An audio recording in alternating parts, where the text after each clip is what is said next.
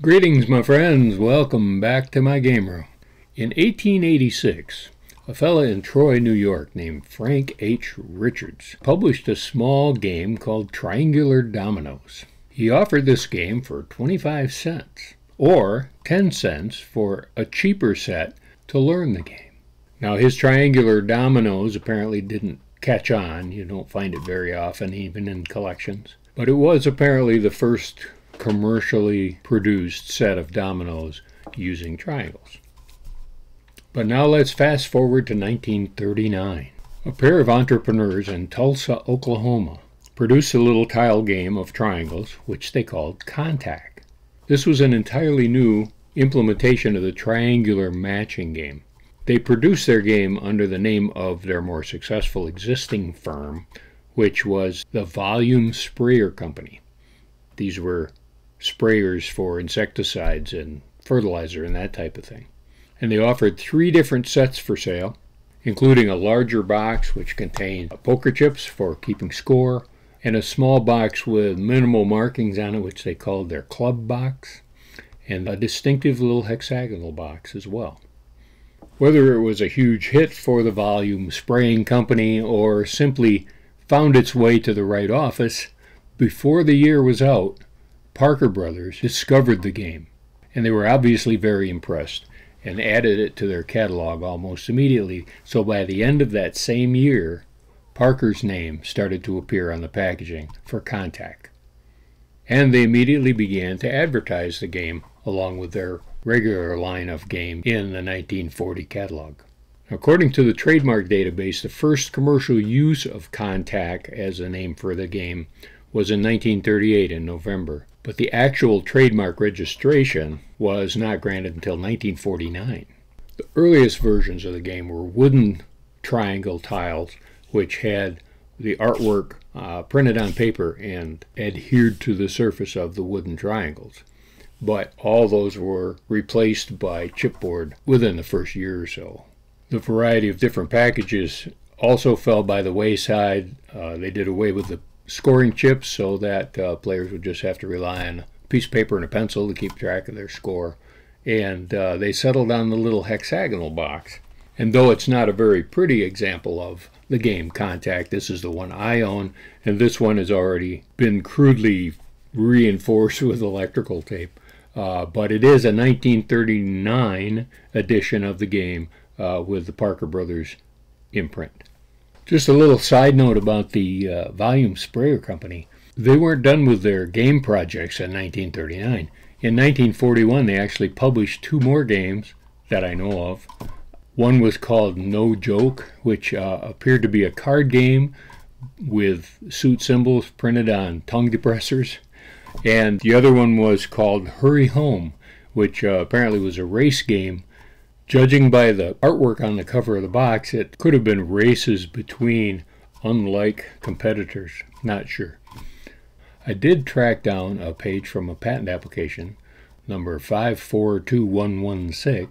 Judging by the fact that the patent application shows the scoring chips in the box, it was probably earlier on in the history of the game itself. The game was continually produced for over 25 years. It was licensed to Waddington's in the UK, and they produced the game well into the 60s. I know it was also published in Australia by the John Sands Company. It was probably elsewhere as well. Like a domino game, the tiles start out face down, shuffled into a boneyard, and each player then draws 5 tiles. I'll set up for 2 here so we can really play with it. And these are all flipped face up so that everybody can see what tiles they have around the table. Now, according to the rule book, it's possible to play from 2 to 7 players. 7 seems kind of crowded to me, that the game would be over before it starts, but that's what the rule set says. Now you take a quick scan of your tiles and add up all the numbers on the tile, and has the lowest total on one single tile, that's the starting tile. Here it is right here, it's a 6. That's the lowest number you can have on a single tile, a 1, a 2, and a 3. And so that goes to the center of the board. That's my opponent's first play, so that's the number. Now, just like a domino game, what you're trying to do is eliminate all the tiles in your hand so they have none left. And as you go, you're also accumulating point score. Sort of a twofold objective in the game. But on each turn, you must play a tile if you can, and those are played by one of the two following types of matching. You may play, as in this case, what's called a matching contact, which is 2 yellow 3s. That doesn't score anything, but it allows you to reduce your hand. Now the next player needs to play off from that most recently played tile. There are exceptions I'll get to in just a minute. So my opponent now will try to match something else that's on the board. Appears there's an 8. Okay, so that play works. There's a matching thing. Now the other type of contact is called a counting match. A counting match is when the colors match, but the two numbers that you put together add up to a multiple of 5. So 5, 10, 15, or 20. And that's your score for that particular play. So we're keeping track of score, so therefore we need a couple of scoreboards. Set these babies up. So the score is 0-0. And I need a 7 or a 4 or a 6 orange. Here's a 6 orange. So now I match the 2 oranges and they add up to 10, so I get 10 points. So I've got 10 points right there. And now my opponent takes to the field, and he's got a couple of 5s that match over here, so there's 10 points there as well. And I've got to play off from that. I have a 9, that's a 6. There's 15 points for me right there. My opponent can score a 5 here. 2, I can score 10 right there. And there's 15 right here. Boink, boink, zing. And that's it, the round's over. Now, looking at the rule book here, it says the winner of the game, 3 hands constitute a game, and the player having the highest total score when these 3 hands are completed wins the game. So 3 hands, if they go that fast, the game's over in no time. Just like dominoes, though, it could go on for 20 minutes. Now I've kind of fast forwarded here on the game so that we can, jump ahead and explain to you a couple of more matching things that really boost your score if they happen to come up. And if you have the right tiles, you can set them up. But obviously you're in danger of your opponent taking some things. But you can see their tiles, so you can kind of calculate on this what your chances are of completing this plan. So this setup here, you can see my opponent's turn to match tiles, and you can see that I can go in here and match 2 sides. This is a 9 and a 6, which makes 15 points, and this is a 7 and a 3, which makes 10 more, so that's 25 points. 25 points in one turn. So that's a pretty good score. But watch this. Here I have a little bit of an island in here, and I've got a tile that happens to fit. So if that drops in there, I've scored 10 on this side, 15 on this side, and 15 on this side. What's that add up to? 40 points. 10, 20, 30, 40 points in one tile. Doesn't happen very often, but there it is. That's how it works.